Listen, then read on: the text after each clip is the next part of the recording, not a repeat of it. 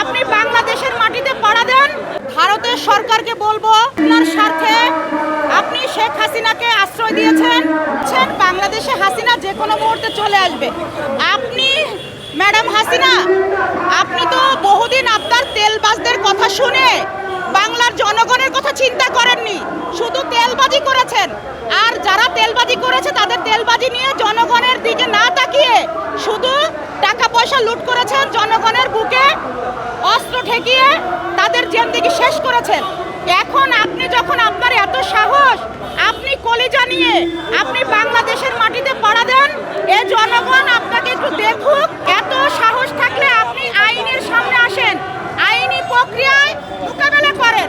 আপনার তো কলিজা, আপনি বঙ্গবন্ধুর সন্তান, আপনার কলিজাটা তো ছোট হওয়ার কথা না, আপনার কলিজা তো অনেক বড় হওয়ার কথা। আপনি সেই বড় কলিজা নিয়ে আপনি একজন প্রকৃত রাজনীতিবিদ হিসাবে বাংলার মাটিতে বুক উঁচু করে আসেন, আর বাংলার জনগণ আপনাকে জেলখানায় ভরুক। কারণ জেলে না গেলে সে কখনো নেতা হতে পারে না।